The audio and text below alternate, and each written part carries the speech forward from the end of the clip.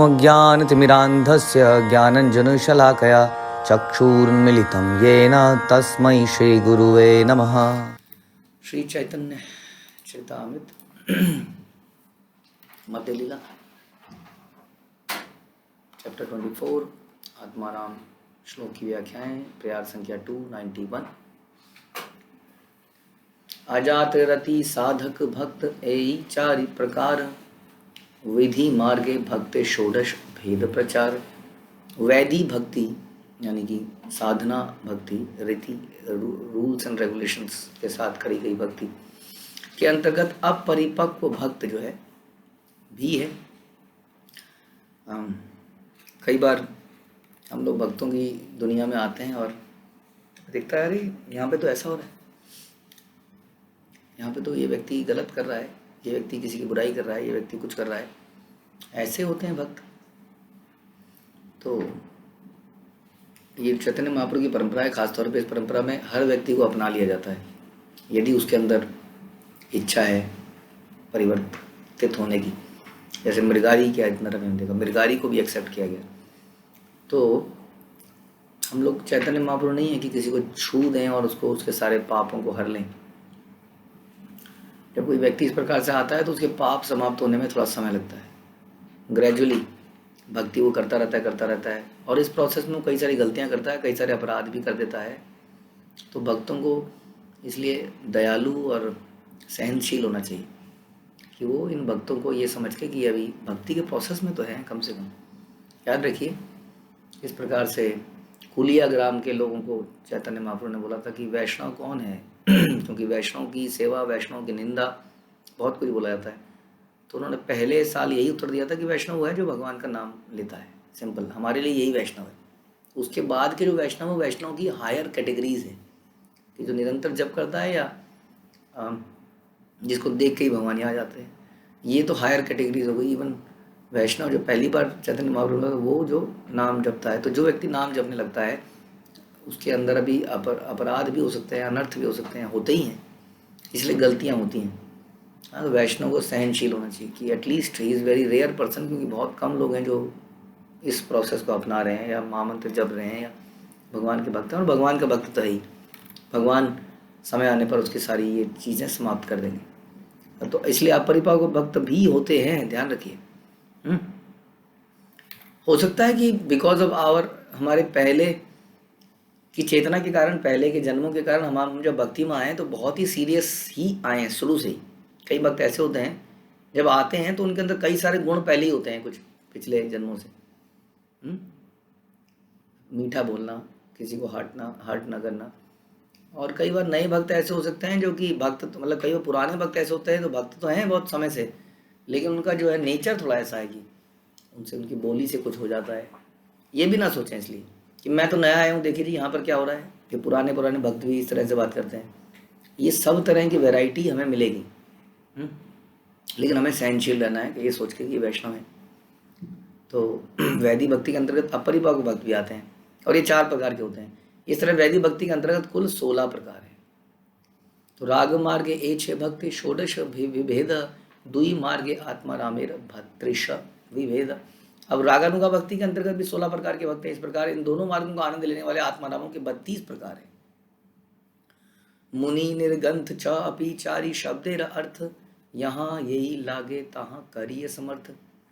जब इन 32 प्रकार के भक्तों की विशेषता मुनि, निर्गंथ, च और अपि शब्दों द्वारा बताई जाती है, विशेषण द्वारा विशेषता बताई जाती है। हाँ, तो उसी आत्माराम की के साथ में जब ये वर्ड जुड़ते हैं मुनि, निर्ग्रंथ, च, अपि, तब उन्हें विभिन्न प्रकारों से बढ़ाया जा सकता है और उनकी भली भांति व्याख्या की जा सकती है ना। विशेषण का पर्पज ये होता है ना, मूल शब्द को उसका और उसकी खूबियां बताई जाएं। 32 26 मिली अष्ट पंचांश आर एक भेद सुन अर्थेरा प्रकाश। जब हम भक्तों के 26 प्रकारों को 32 प्रकारों से जोड़ देते हैं तो कुल संख्या 58 हो जाती है। तो इस प्रकार से इन्होंने, अब तुम मुझसे अर्थों की और अभिव्यक्तियां सुन सकते हो। इतरे तेरा च दिया समास करिए 58 बार आत्मा राम नाम लई। इस तरह मैं हर शब्द के बाद च शब्द जोड़ता हूँ तो समास बनता है। इस तरह विभिन्न आत्मारामों के नाम 58 बार लिए जा सकते हैं। आत्मा रामश्च 58 बार, शेषे सब लोप करी राखी एक बार। और इस तरह 58 अर्थों में से प्रत्येक के लिए आत्मा राम शब्द की च के साथ पुनरावृत्ति की जा सकती है। इस पूर्व कथित विधि का पालन करते हुए तथा अंतिम के अतिरिक्त अन्य सभी अर्थों का निषेध करते हुए हमारे पास जो बचेगा वह समस्त अर्थों का प्रतिनिधित्व करता है। स्वरूपाणाम एक शेष एक विभक्त उक्तार्थानाम प्रयोग इति। एक ही रूप तथा एक ही विभक्ति वाले सारे शब्दों में से केवल अंतिम को रहने दिया जाता है। रिपीट अगर हो रहा हो तो 58 च कारेर सब लोप हया, एक आत्मा राम शब्द 58 अर्थ कया। सारे च कार अर्थात च से युक्त शब्द हटा लिए जाने पर भी केवल एक शब्द आत्माराम से 58 विभिन्न अर्थ प्राप्त किए जा सकते हैं। अश्वस्थ विक्षाश्च बट विक्षाश्च कपित्थ विक्षाश्च आम्र विक्षाश्च वृषा। इस बहुवचन शब्द वृक्षा से सारे वृक्ष या बरगद पीपल कैथा आम के वृक्षों का संकेत होता है। अश्वत्थ से बरगद भी हो सकता है, पीपल भी हो सकता है, बता रहे। अस्मिन् वने वृक्षा फलन्ति ये छे हये, ते छे सब आत्माराम कृष्ण भक्ति करे। आत्माराम श्लोक वैसा ही है जैसे कि यह वाक्य। इस जंगल में अनेक विभिन्न वृक्षों में फल लगते हैं, सारे आत्माराम भगवान कृष्ण की सेवा करते हैं। तो जब बोला गया इस जंगल में अनेक विभिन्न वृक्षों में फल लगते हैं, तो यहाँ पर इसलिए जब बोला गया अश्वत्थ वृक्ष और बार बार बोला गया, तो उसमें हमें ये समझना चाहिए कि अनेक वृक्ष हैं, अलग अलग तरह के वृक्ष हैं, उनमें अलग अलग तरह के फल लगते हैं। तो आत्माराम भी इसलिए वैरायटी, बहुत सारी वैरायटी है जो है 58 प्रकार बताया जा रहा है। आत्मारामश्च समुच्चय कहिए चचार, मुनयश्च भक्ति करे यही अर्थ तार।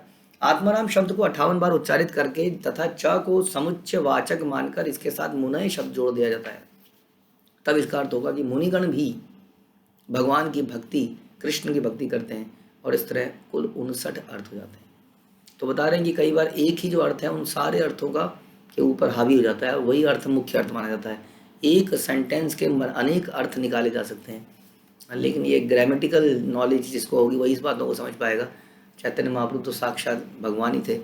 हमने देखा कि चैतन्य लीला में, बाल लीला में ही, या जैसे वो थोड़े बड़े हुए यौवन में उन्होंने सारे के सारे पंडितों को ग्रामर में हरा दिया, बड़े से बड़े लोगों को शास्त्रों में हरा दिया। इसलिए वो बता रहे हैं क्या व्याख्या होनी चाहिए।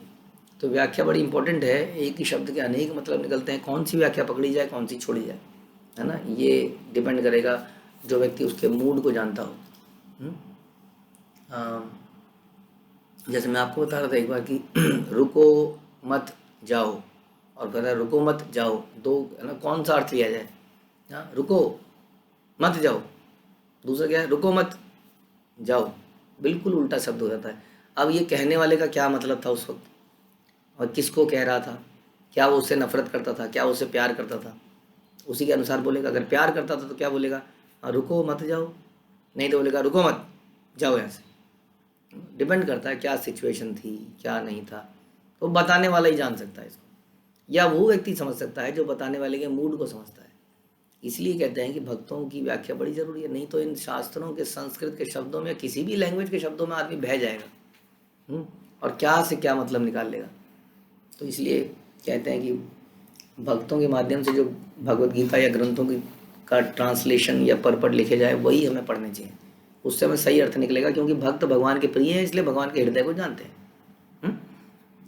कोई क्या कहते तो इन्फ्लुएंस्ड हैं, ये तो भक्ति योग की, वे तो भगवान के बारे में बात कर रहे हैं, कृष्ण के बारे में बात कर रहे हैं। तो गीता बोली कृष्ण ने, तो क्या करें, जिसने बोली है उसका प्रिय ही तो व्यक्ति बताएगा।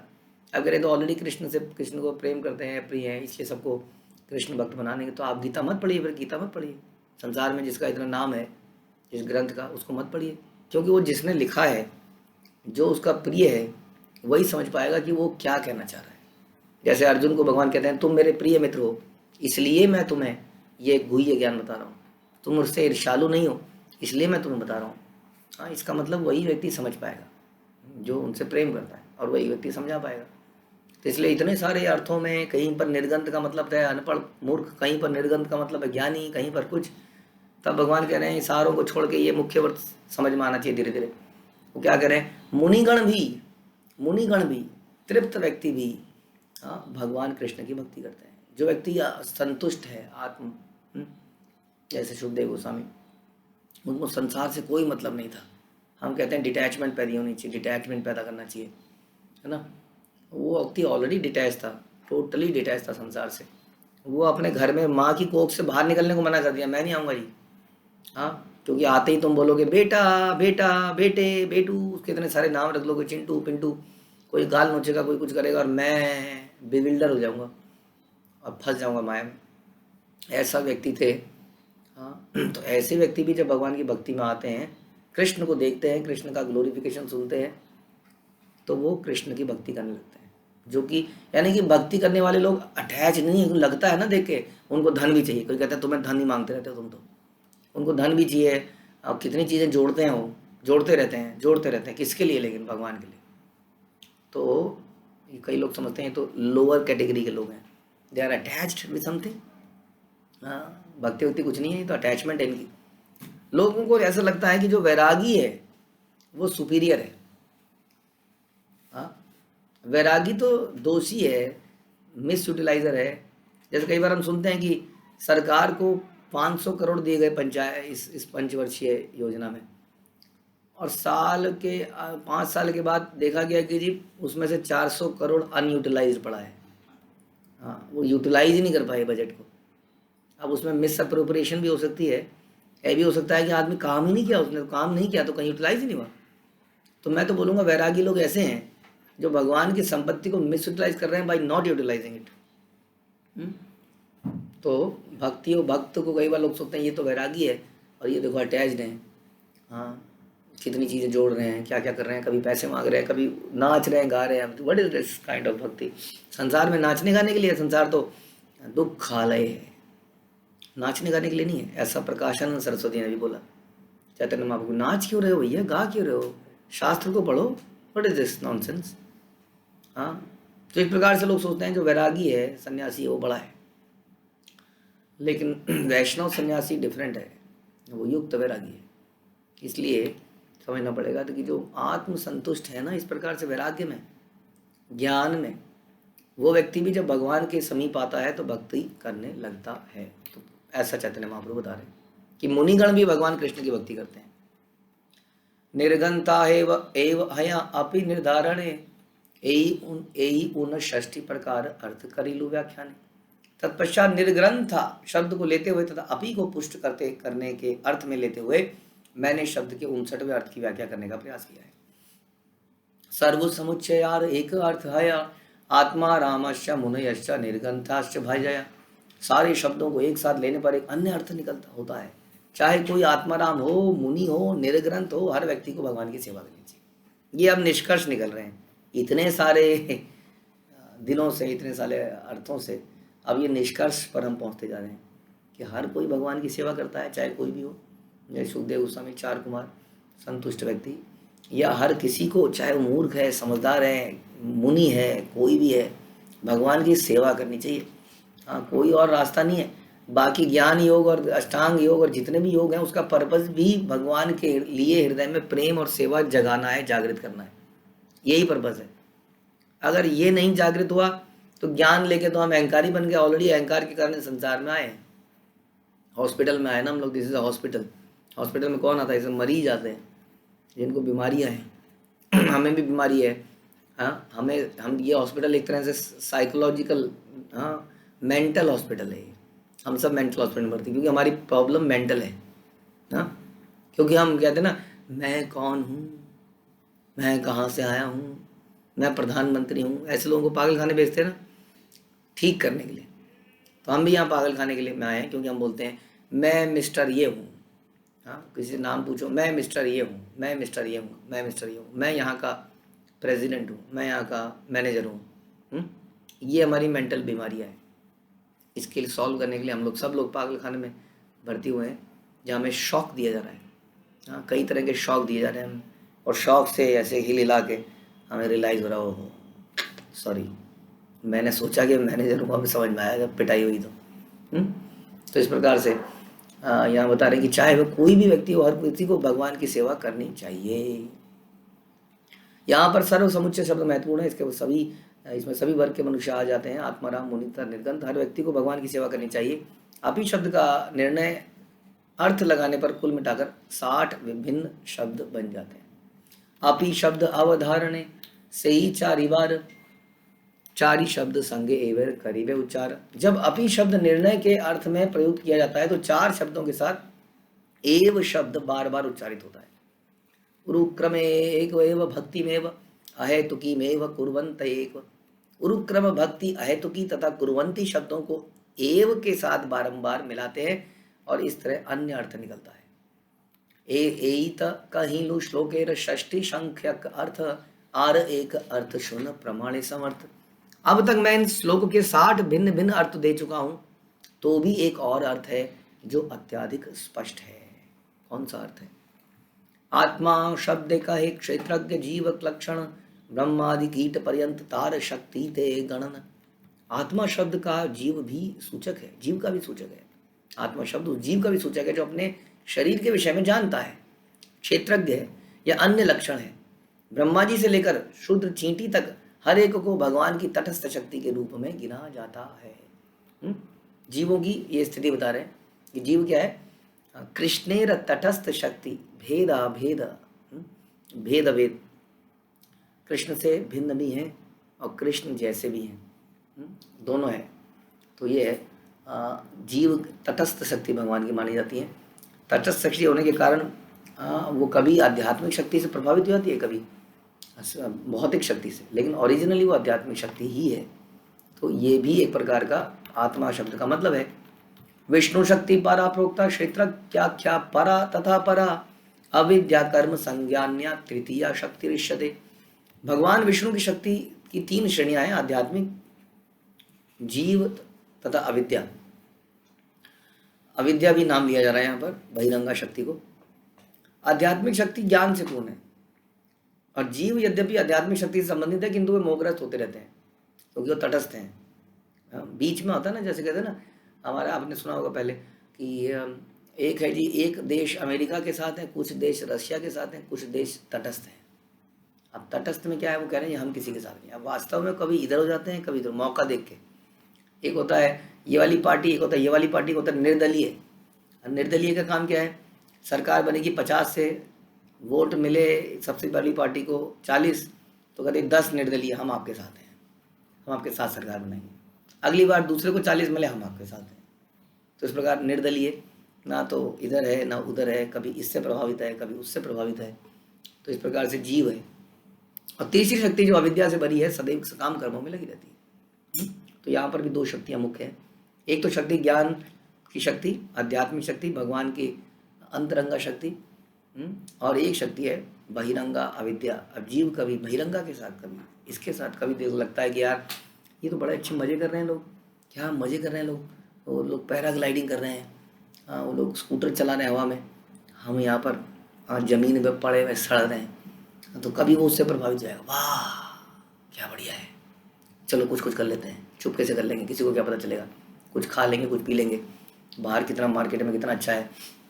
हमारे बच्चे कई बार सोचेंगे, बार बार मना किया जाता है ये मत करो ये मत करो, कहीं से कुछ नोट मिला, पैसे मिले, किसी ने दिया, तुरंत गए दुकान में, चला देखूं तो सही कैडबरीज होती कैसी आखिर, इतनी मेलोडी इसके अंदर आती कहाँ से, इतने ऐड आते हैं, देखो चेक, तो खाएं, कुछ तो खाएं, चुपके से खा लेंगे, इसको क्या पता चलेगा।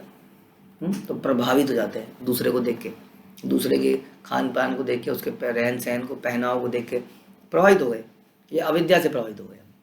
अब अचानक से कोई संत घर में आता है, उसका देखते हैं, ऑरा देखते हैं, और मज़ा आ गया, क्या बात है यार, ये सब बेकार है, सब बेकार है, हाँ बस यही सच है जी, यही सच है, पैरों पे गिरने हो जाते हैं, है ना। अचानक से जीवन में कोई दुख आता है तब भी, तो कभी इससे प्रभावित, कभी उससे प्रभावित, कभी इससे प्रभावित, कभी उससे प्रभावित। ये है तटस्थ शक्ति, ये हमारा नेचर है वास्तव में। अब इसको ख़त्म करके हम भगवान की अंतरंगा शक्ति योग माया के संरक्षण में जाना है, जो कि मुश्किल है, क्योंकि बीच बीच में ये खींचता रहता है, अभी अविद्या शक्ति अपना प्रभाव दिखाती है। वास्तव में अभी ये शक्ति प्रभाव दिखाती है दुष्टों को खींचने के लिए, है ना, गंदगी को खींचने के लिए। लेकिन कैसे कहते हैं ना, जैसे कोई माना चुंबक मैं यहाँ पे लगाऊं और बहुत सारी कीलें यहाँ पड़ी हैं, कीलें, मैं आ रहा हूँ तो कीलें वहाँ से खींच के आ जाएंगी और वो जगह साफ हो जाएगी कीलों से। लेकिन कुछ कीलें हमारे अंदर भी हैं, है ना, लोहा, बाकी तो दूसरे लोग तो पूरे ही लोहा है समझ लीजिए, बिल्कुल जड़ है। हमारे अंदर भी कुछ कुछ मात्रा में अंदर कीले हैं अनर्थों के रूप में, सुप्त अवस्था में। तो जब ये अट्रैक्शन आता है तो वो कीलों के थ्रू हम भी खींचते हैं, इस प्रकार से हम खींच रहे होते हैं।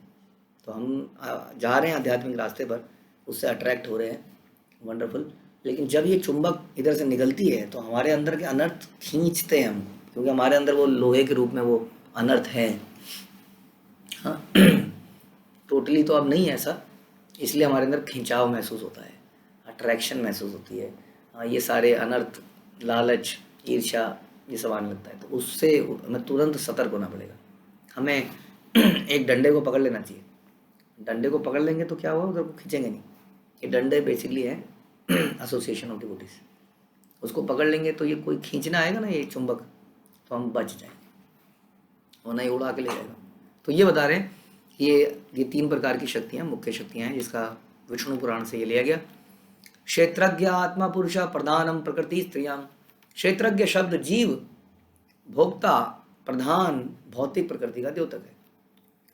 भ्रमिते भ्रमिते यदि साधु संग पाए, तब त्याजी तबे तिहु कृष्णेर भजाया। विभिन्न योनियों में जीव विभिन्न लोकों में विचरण करते हैं, किंतु यदि कदाचित उन्हें शुद्ध भक्त की संगति प्राप्त हो जाती है तो वे सारे कार्य त्याग कर भगवान कृष्ण की सेवा में लग जाते हैं। तो हम लोगों ने न केवल इस पृथ्वी के सारे जगह को देखा होगा, बल्कि पूरे संसार में सारे लोकों में हम जा चुके हैं एक्चुअली में, अलग अलग योनियों में, अलग अलग प्रकार के शरीरों में। जिन ग्रहों पे हम जाने का प्रयास कर रहे हैं उन ग्रहों में ऑलरेडी लोग आके आ चुके होंगे, न केवल एक ब्रह्मांड में, इस ब्रह्मांड के बाहर भी।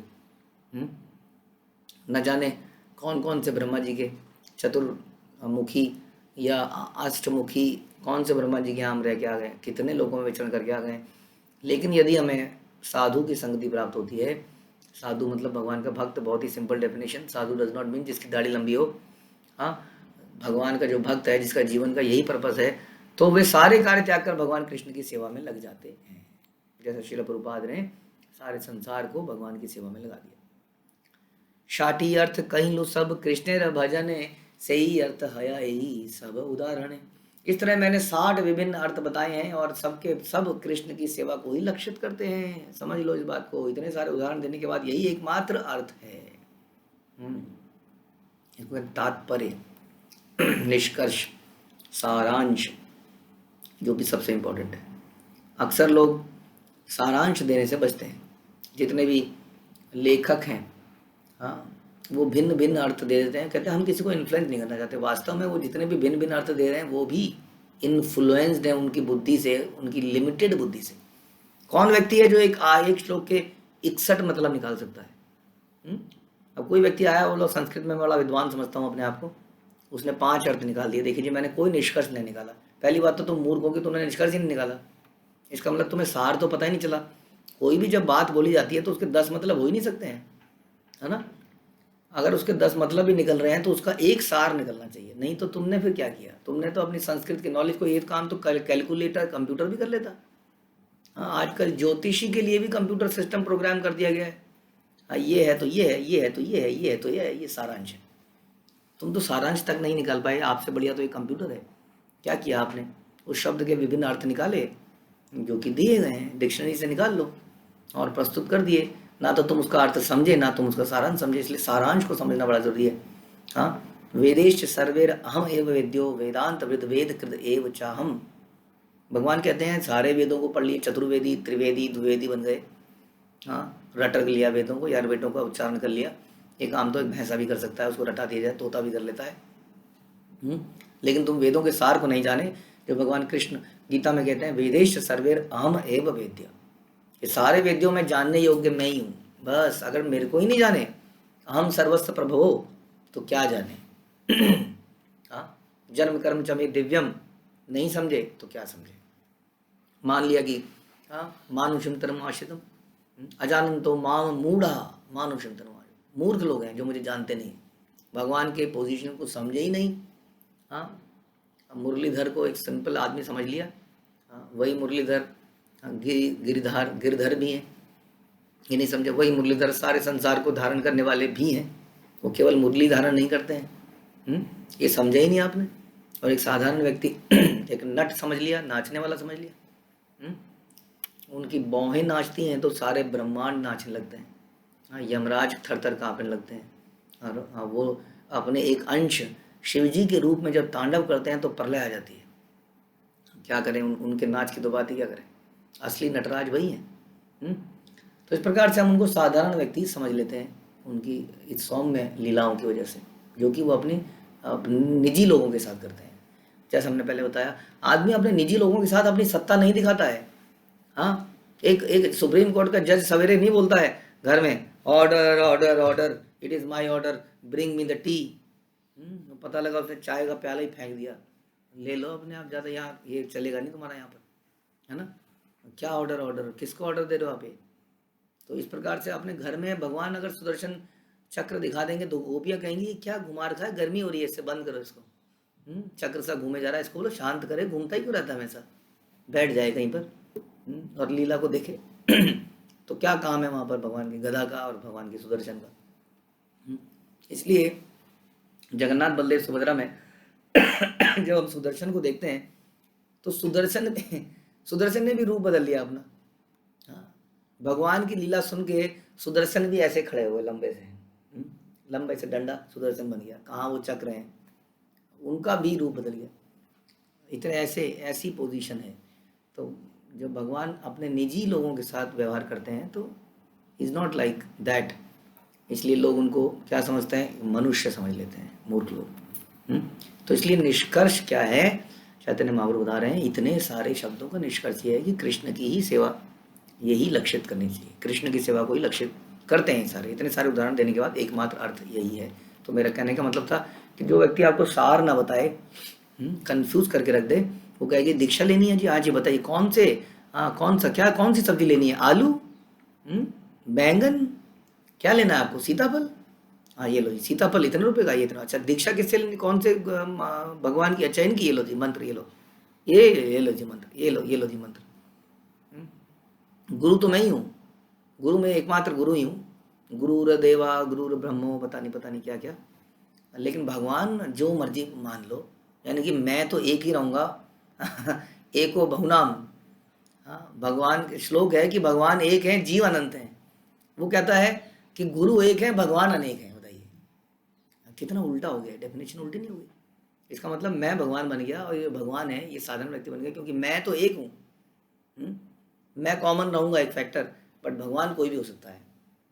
जिस मर्जी का मंत्र तुम ले लो। तो निष्कर्ष नहीं दिए आपको, सार नहीं बताया, डर के मारे कि मेरे मार्केट खत्म हो जाएगी, इतने सारे ये वाली पार्टी, ये वाली इसके लिए रूल बना दूंगा, इस संप्रदाय के लिए तो वोट इस संप्रदाय का नहीं मिलेगा, इसके लिए बना दूंगा, इसके लिए मिलेगा, सबके लिए ना बनाऊँ, चुपचाप बैठे रहूँ।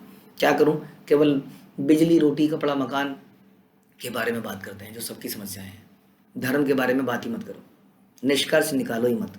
सबसे safest, be secular, not of this party, not of this dharma, not of this, all religions are useless, because धर्म से लड़ाई हो रही है। देखिए दंगे सारे धर्म की वजह से होते हैं दुनिया में, दंगे धर्म को ना समझने की वजह से होते हैं। हाँ, धर्म के गलत निष्कर्ष निकालने की वजह से होते हैं। जो धर्म को समझ जाए वह दंगे नहीं हो सकते।